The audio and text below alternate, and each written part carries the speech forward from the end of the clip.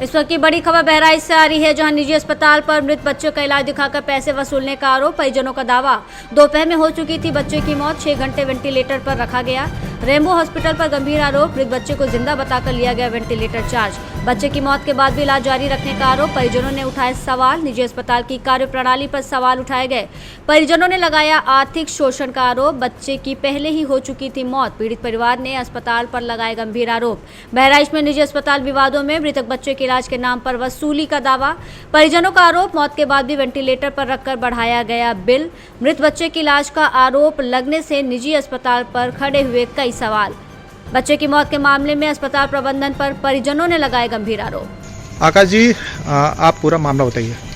जी, मामला ये है कि ये हमारे वार्ड के सम्मानित नागरिक हैं राजकुमार जी। ये हमको सुबह फ़ोन किए कि भैया बच्चा हमारा सीरियस है और यहाँ रेनबो हॉस्पिटल में बच्चा हमारा एडमिट है। तो मैंने इनसे कहा अच्छा ठीक है, हम आते हैं। किसी कारणवश हम नहीं आ पाए, पूरा दिन आज व्यस्तता ज़्यादा थी, तो उन व्यस्तताओं के कारण हम नहीं आ पाए।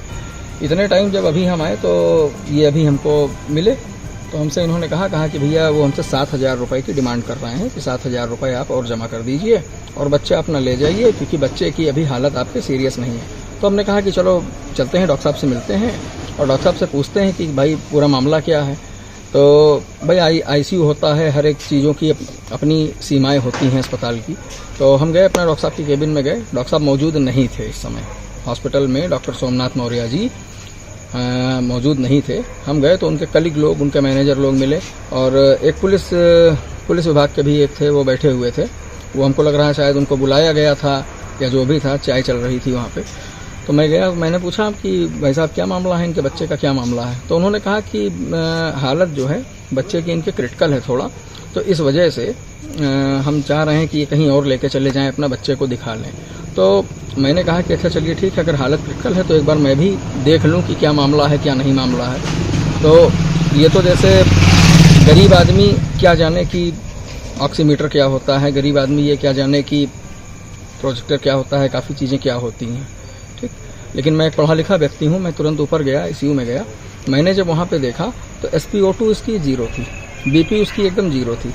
नीचे मुझे बताया गया कि फ़िलहाल हालत क्रिटिकल है तो कहीं और लेके जाएं।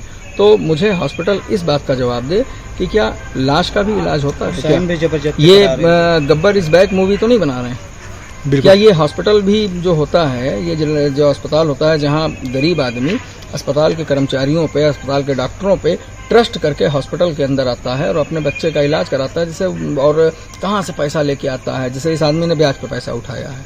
तो इस ब्याज का पैसा सरकार देगी या इस ब्याज का पैसा अस्पताल प्रशासन देगा या इस ब्याज का पैसा अस्पताल के कर्मचारी, डॉक्टर्स, जिन्होंने अभी मुझसे ही झूठ बोला कि हालत उसकी क्रिटिकल है और कहीं और ये लेके जाएं। तो क्या लाश का भी इलाज होता है? दूसरी चीज़ इसके अंदर ये है कि अगर इसने ब्याज पे पैसा उठाया तो पैसा एक अलग चीज़ हो गई।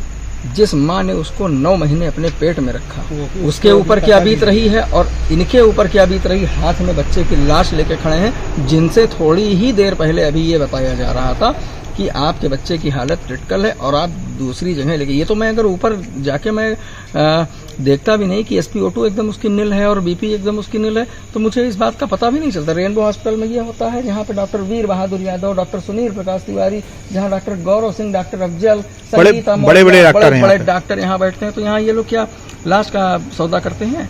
हर 2 घंटे में बच्चों के साथ मुझे तो लगता है कि यही चीज़ होती है यहाँ पे। और उसके बाद में लोगों से लिखवाया जाता है, लाश का इलाज करते हैं। तो बहराइच वासियों से मेरी एक ये अपील है कि अगर लाश का इलाज करवाना है तो ये जो रेनबो हॉस्पिटल है, यहाँ पे लाश का भी इलाज होता है। तो अगर आपके घर पे अगर कोई भी लाश है तो कृपया करके रेनबो हॉस्पिटल में जरूर लेके आइए, क्योंकि डॉक्टर सोमनाथ मौर्य वो जो है लाश का इलाज करते हैं। और वो BP और ऑक्सीमीटर, वो उस पर BP और SpO2 जो है वो हर एक चीज़ पे आपको बैठा के वो दिखाएंगे भी और नीचे आपसे पैसा जमा करा के और आपको ये भी बताएंगे। डॉक्टर साहब मौजूद है भी नहीं है? डॉक्टर साहब इस समय मौजूद नहीं है, क्योंकि वो इतने टाइम जैसे वो डॉक्टर साहब ऐश कर रहे होंगे, कहीं मौज के ले रहे होंगे। क्या नाम आपका? राजकुमार। कहाँ पे आप आए? पहले जिला हॉस्पिटल में बड़ा ऑपरेशन से लड़का हुआ, वहाँ पे 3 दिन भर्ती था ICU में, फिर वहाँ पे जवाब दे दिए। फिर रेम्बो हॉस्पिटल में आए परसों, फिर परसों इलाज चालू हो गया। बेड का चार्ज पहले पूछे, बताएं 7,000। तो भाई ठीक है, भर्ती कर लीजिए। फिर पहले दिन 18-19 हज़ार रुपये हमारा लग गया, इलाज विलाज सब दवा ववा लेकर। फिर दूसरे दिन 8,000 10,000 ऐसे खर्चा हुआ। फिर दोपहर में ख़त्म हो गया बच्चा। फिर अभी कह रहे हैं जवाब दे दिए तुरंत। कितनी देर बाद आपसे बताया गया कि बच्चा आपका खत्म हो गया? अभी तुरंत जब भैया को हम बुलाए हैं तब। लगभग 6 घंटे बाद हाँ आपसे बताया कि आपका बच्चा खत्म हो गया। हाँ। अच्छा, डिस्ट्रिक्ट हॉस्पिटल से आपको किसने भेजा था? ये किसी ने नहीं दिया, हम अपने मन से आए थे। किसी ने आपको हॉस्पिटल का नाम बताया था?